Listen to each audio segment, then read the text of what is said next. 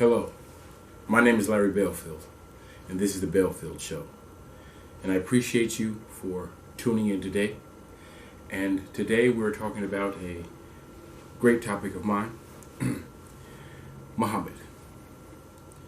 Now, if we look here on the mapping, we see that the Muslim Caliphate really takes over the region. And the Muslim Caliphate was started by a man named Mohamud. 300 years after Jesus comes, there comes a man. Now, a man of dedication, a man of peace, a man of righteousness, right? But I must first give you some context. See, the history of this man is shrouded by life and the times of the people in his region. See, life after Jesus isn't good. Christians are tormented, and so are Jews that harbor them. See, they're rounded up and sold into slavery. They're burned alive. They're fed to lions and stoned. And far worse crimes and devastations that befall the people of the faith. Things that are too gruesome to mention. In the years following Jesus, there's much pain and suffering. The people and his message are scattered to the far reaches of the earth. Jesus' disciples are hunted, imprisoned, enslaved, and executed.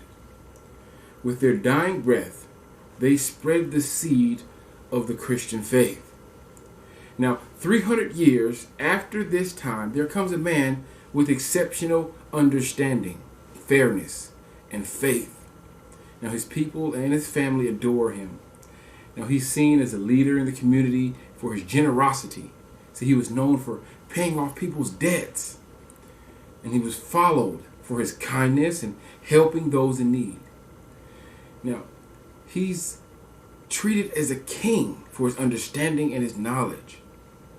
And he was so wise that he was able to start a city.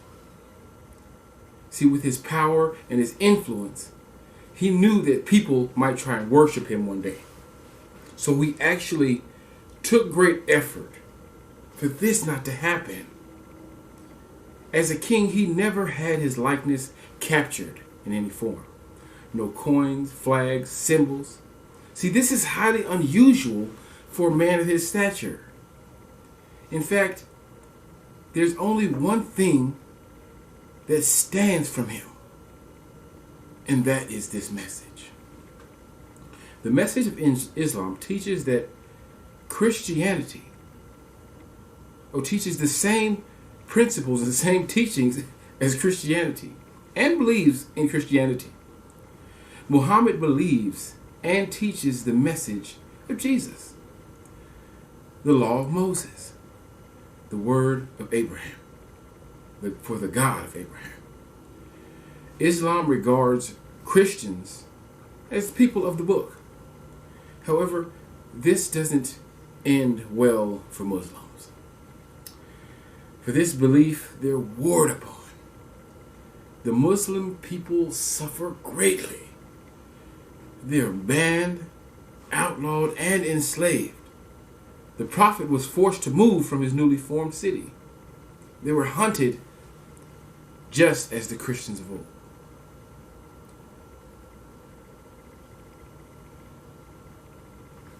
Now, Muhammad had a wonderful life. The Prophet had a wonderful life, peace be upon him. But there were some things that befell him. Like both of his parents died at a very young age, and all of his children preceded him in death.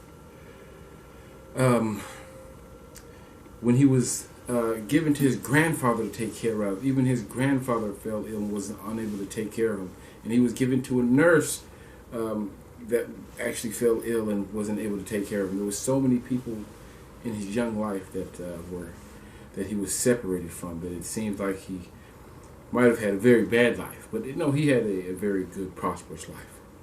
Now, the Muslim people that followed him were prohibited from buying food. People in the region were prohibited from selling food to the Muslims.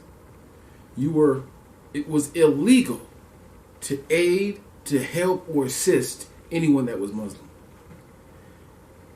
All the people that helped them were subject to suffer just as they do.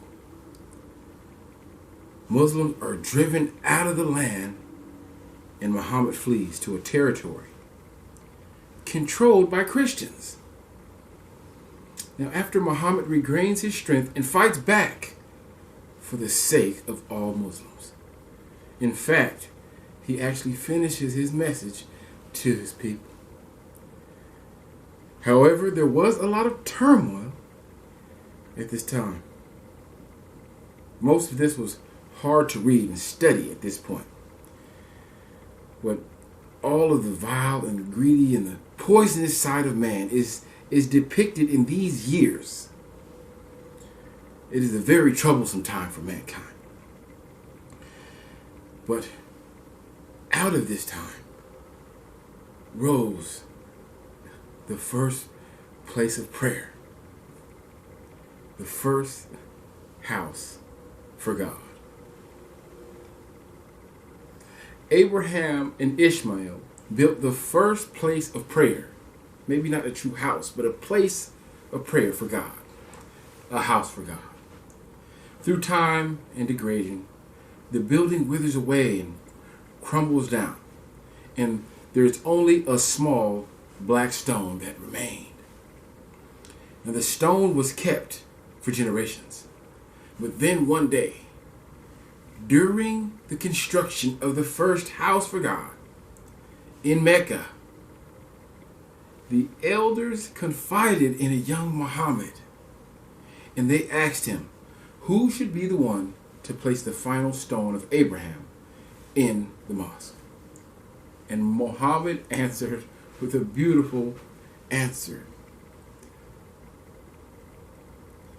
The Prophet, peace be upon him, said, "Let all the elders grab a cloth and place the stone in the center.